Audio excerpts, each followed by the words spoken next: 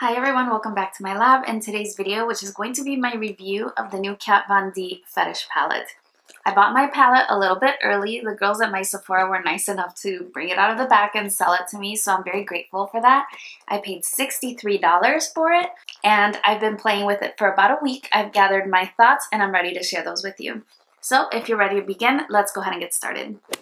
The palette retails for $63, as I mentioned. It has 24 shades and 1.1 grams of product in each specific shade. This is a little bit less than was in her Metal Matte palette as well as the Anniversary palette, but about the same amount of product per shade as was in the Saint Sinner palette. The palette was manufactured in the US, is cruelty-free and vegan, and has a 12-month shelf life. This is the box that the palette comes in. You do have the shade names and the ingredients on the back. However, the back of the box would suggest that the palette is a lot more bright than it actually is. Here's what the palette itself looks like, and it is a lot bigger than I imagined from the photographs that I saw. You can see like it can hide my whole head if I wanted to. Now the outer package has a shiny sort of plastic type of coating on cardboard, and it has this beautiful embroidery of the word fetish. And if you can see, the eye is actually a whip that kind of whips around. Here's a close-up. Yeah, you can see it really well there. And here's the backside where you have the shade names, but these are not color-coded. The palette is held closed by a really strong magnet. I've already experienced having dug my finger into one of the shadows when I was trying to open it, so if you do end up purchasing it, be careful with that. These are what your shades look like. Now, it looks like the back might fold over the entire way, but that is actually not the case.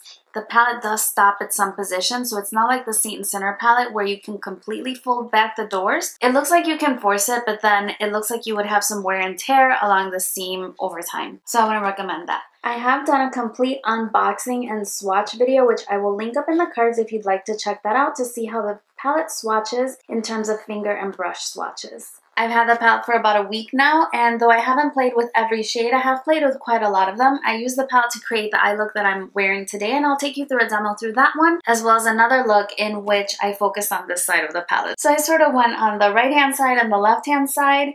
I did play in the middle just a little bit, but I haven't played with the blues or the green. Now, if you watched my swatch video, you noticed that a lot of the mattes were a little bit powdery. Whenever I dipped my fingers into them, sometimes the color would drop down onto my arm before I started swatching. This was particularly true for this gray shade here, the S&M shade. They had a tendency to pick up quite a bit of pigment on my finger, but then it wouldn't stay. It would just fall down as powder, and then it would be a little bit patchy in the swatch. I've applied several of the mattes to my eyes and I've not experienced that patchiness problem when it's applied to my eyes. The shadows are a little bit powdery, so you do experience a little bit of kick up. I cleaned up my palette a little bit so it was more presentable, but I did experience that some of the shadows were a little bit powdery when I was using them, although if I tap off the excess off my brush, I didn't experience any fallout. One of the looks I'll show you today, I did my eye makeup first and I was a little bit careless. I was getting a lot more fallout, but then today I actually applied my complexion products first, did my eye makeup afterwards, and didn't have any trouble with fallout. There's quite a variety of textures in the palette. You have your mattes and then you have your metallics. I do believe that the mattes are the typical Kat Von D formula, so if you're familiar with that, you can expect the same in this palette. And then she has her metallics, which are also really beautiful and they swatch beautifully as well.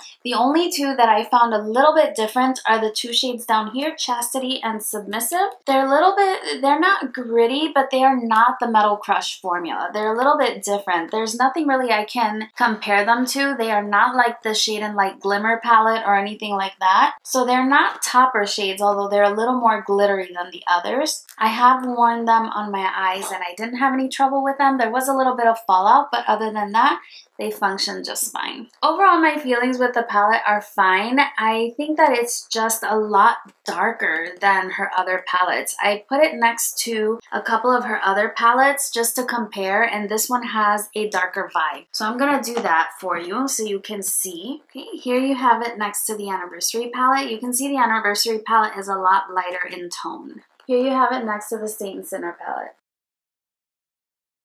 And here you have a rough comparison to the Metal Matte palette.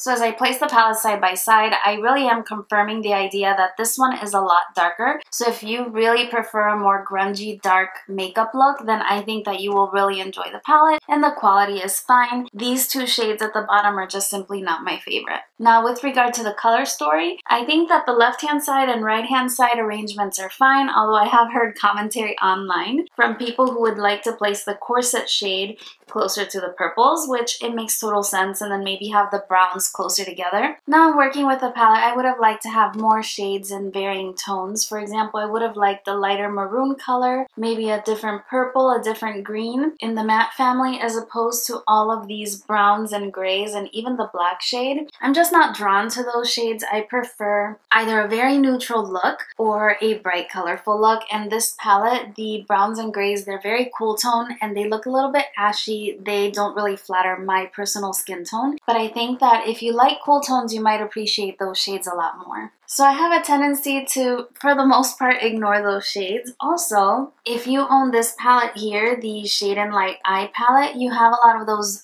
cool tone brown tones in your collection already. I'm going to show you some comparison swatches because when I put the palette side by side, you probably notice some similarities in the tones, although I have to say that there are no exact dupes amongst all the palettes that I have in my collection. So I'm just going to show you some swatches and you can let me know what you think. I'm going to stick with similar finishes, so I'm going to swatch metallics against metallics and mattes against mattes. Okay, so I'm going to try to organize this somehow. I'm going to start with the purple, so I'm going to swatch the shade Kink and Corset next to each other, and I'm going to pull from my other palettes to show you some similarities. Okay, here we have Kink, Corset, Ribbon from the Metal Matte palette, and this is Exorcism from Saint Sinner. And I apologize, these aren't going to be my best swatches. I don't have primer or anything. It's just to give you an idea of what the colors look like. I would say that the more similar tones would be the shade Corset and the shade Exorcism from the Saint Sinner palette. Next, let's try Deviant and Blindfold. Those are purple tone metallic shades. I swatched the two from the new palette versus Twinkle and Volt from the Metal Matte palettes, and I'm going to grab a couple from the other palettes as well. Okay, this is your shade Cathedral from Saint Sinner. It's a little bit more blue based than that one. This is the shade Worship from Saint Sinner. It's a little more of a satin shade.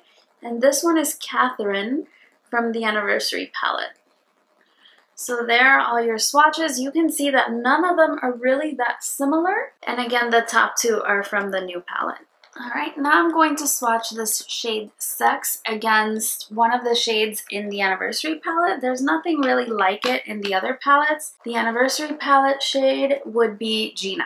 So here you have Sex and Gina. When swatched on my skin tone, they actually look really, really similar. Okay, I would say Gina's maybe a little more orange and Sex is a little more yellow. Alright, let's try the color Latex. So this is Latex from the new palette. This one is Nebula from the Metal Matte palette. And this is Ministry from the Saint Sinner palette. So you can see that Latex is really more of a black base with blue micro glitters. It's nowhere near as vibrant as the other two. Right, let's do the green shade. I think this is Shibari. I'm not sure how to pronounce the shade name. This is Shibari from the new palette. This one is Immaculate from the Saint Sinner, and this is Leaf Art from the Anniversary palette. So those are definitely different. This one is more olivey, this one is a little more forest green, and this one is a lot more of like a bright green color. Okay, and the last shades that I'm going to do are Dominatrix and Stiletto. And for these, I think I'm mostly going to go into the Saint Sinner palette. So these two look similar, and then those two look similar. I would have to say this one is a little more cool tone, this one has a lot more orange, and this one seems a little bit lighter in tone than this one. So these are your new shades from the palette, Dominatrix and Stiletto.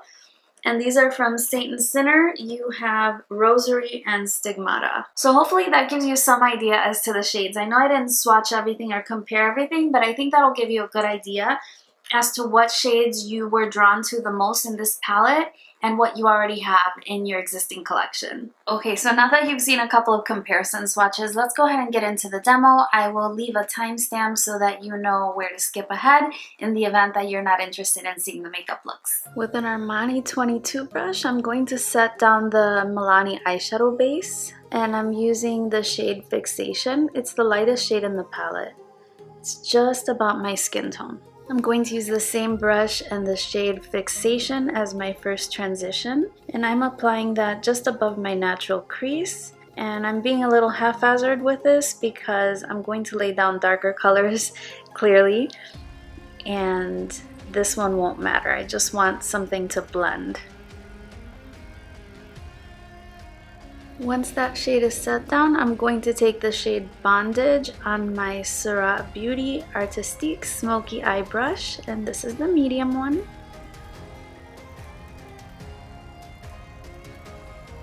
So I'm applying this in my natural crease, and then I'm also working it into the outer third of my lid. I'm gonna blend slightly with the original brush, and I didn't add any additional product. I'm going to use the black shade to deepen this color. The black shade is called Rubber, and I'm using a xoxo 04 brush.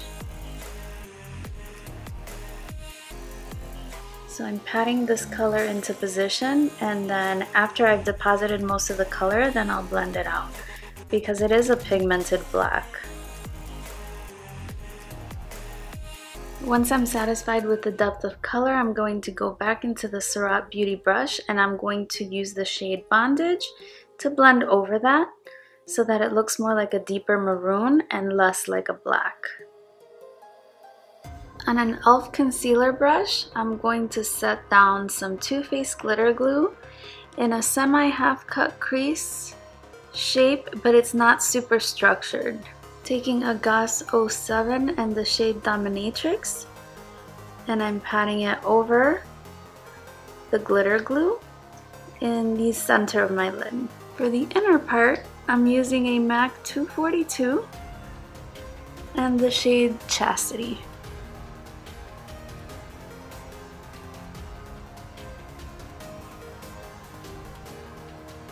I am getting fallout, but I'm also working a lot less cautiously than I normally would because I did my eyes first. Now I'm taking a Makeup Forever 228 and a shade Stiletto to complete blending that into the rest of the crease work.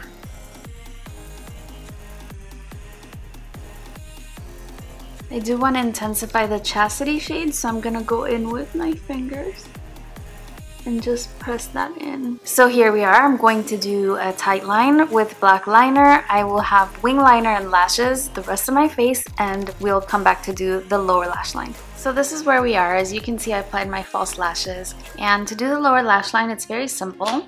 I'm going to use the Armani number 22 brush and the shade Safe Word, and I'm just gonna smoke that along the lower lash line. I did use an inner corner highlight that matches the highlight that I'm wearing on my face because this palette doesn't really have anything light enough to be used as an inner corner highlight, at least with the way I wanted my makeup to look. Once that's applied, I took the shade Bondage, and I'm just going to line my lower lash line. And this is a xoxo 05 brush. Then I'm just going to blend with the Surratt brush and a little bit of the shade Safe Word. And black liner on the waterline and a little bit of lower lash mascara finishes the look. As you can see, for this look, I stayed mostly on the right hand side of the palette. For the next look, I'm going to try to do something a little bit lighter. I just want to test the palette and see if it can be used to create something that's not so dark and smoky. Hopefully you enjoyed this look. Let me know what you thought. Alright, so this is the look that we're going to create today with the Fetish palette. I was going for something lighter, but you know, it's very difficult to do that with this palette. It is lighter in tone because I use the lilacs and the silver, but it's still a very dramatic look, and I think that's just the personality of the palette. I prime my eyes with concealer and I set with translucent powder, so let's begin. Now, as you can see in my eye, I have very limited lid real estate there. My eyes are very hooded, and so I have to do my cut creases slightly differently, and I've toyed with a couple of different ways of doing them, so we're gonna try a new way today, which worked out pretty good on this eye, so we'll see. Starting out with the xoxo 05 brush, and I'm taking the shade Pink, and I'm going to begin to draw the location of my cut crease. With the same brush, I'm going to take the darker purple in the palette, which is called Corset, and I'm going to finish the second half. So that's what it looks like when it's roughly sketched out, and now I'm going to blend out the edges with the Kink shade, and I'm using a xoxo 04 brush now, and I'm going to focus most of that on the inner part of the eye right now, and then I'm going to blend out to the end. Now I know that I'm blurring the line that I drew, but I'm going to use that as a guide when I clean up underneath. I'm using the MAC Soft Ochre Paint Pot and a MAC 249 brush to clean up underneath the cut crease. Next, with a xoxo 07 brush, I'm applying the shade Cuffs, and I am applying the shade Wet. I sprayed down my brush with a little bit of the Too Faced Hangover RX Primer, and this shade applies beautifully when it's damp. I'm going to use the same brush, but now I'm going to use the shade Deviant, which is kind of the shimmery purple shade, and I'm going to apply that to the rest of the lid. Now I'm using this No Name mini synthetic brush to do the inner corner, just so that it doesn't get too large. I don't want it to be too much, and I'm also going to use it to clean up the edges. It's a tiny synthetic brush, and the e.l.f. concealer brush would work much the same way. Now originally I had not intended to use glitter. I used it because my cut crease was not as clean as it usually is, or how I would have liked it to be actually. I'm using the Heavy Metal Glitter Eyeliner by Urban Decay, and it's in the shade Junk Show. I'm just going to apply that in the separation between the two shades, and it's above my natural crease, because if I were to do this in my actual crease, it would be a smeared mess in no time.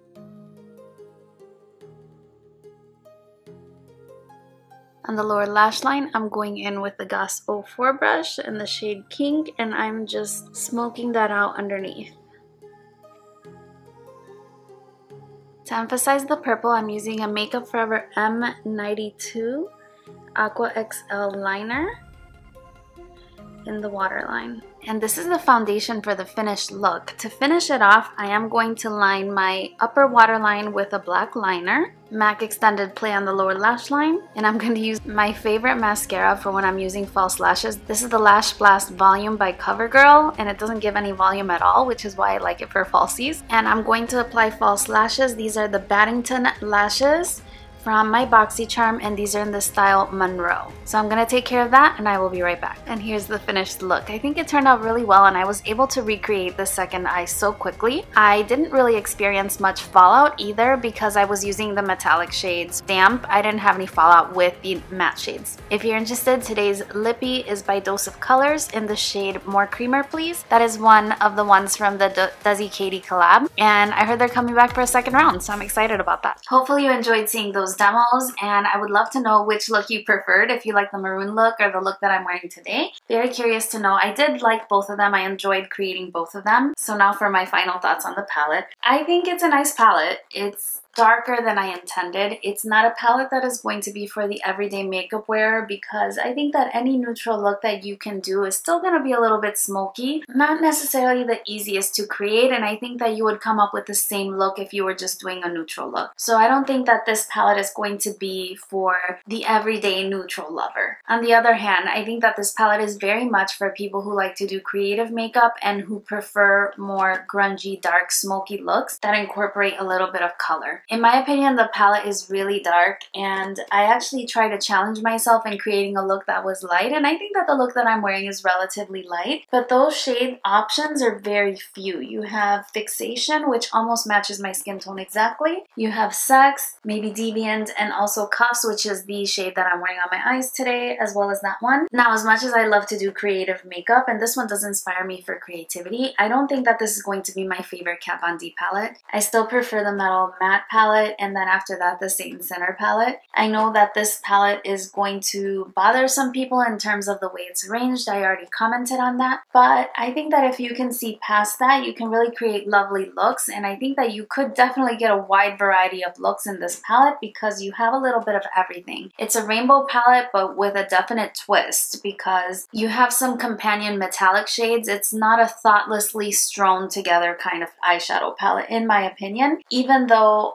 I do think that the arrangement could have been done a little bit differently. I do like how the reds are all sort of clustered together, but these purples are clustered together and this one is sort of out on its own. So there could have been some improvements in the arrangement in my opinion. The palette is $63 and I'm personally going to keep my palette. This is something I can create really pretty looks with. At least I like the looks that I created, and so I will continue to use it. Do I recommend it? Not as a first palette from Kat Von D. I think that it's a little bit challenging to use. I don't think that it's beginner friendly at all, but I think that it's fun to play with. So I am just sort of in the middle with regard to how I feel about the palette. I think the packaging is really pretty. The magnet, again, is a little strong. I told you I dug my finger in the eyeshadow. The shade names are a little naughty, but that goes along with the theme of the palette. So there you have it. Those are just my thoughts and experiences using the palettes. Ultimately, the decision is yours if you wish to spend $63 on the palette or not. I would love to know your thoughts down below in the comment section. And if there's any questions that I didn't answer in my review video, then please leave those in the comment section as well,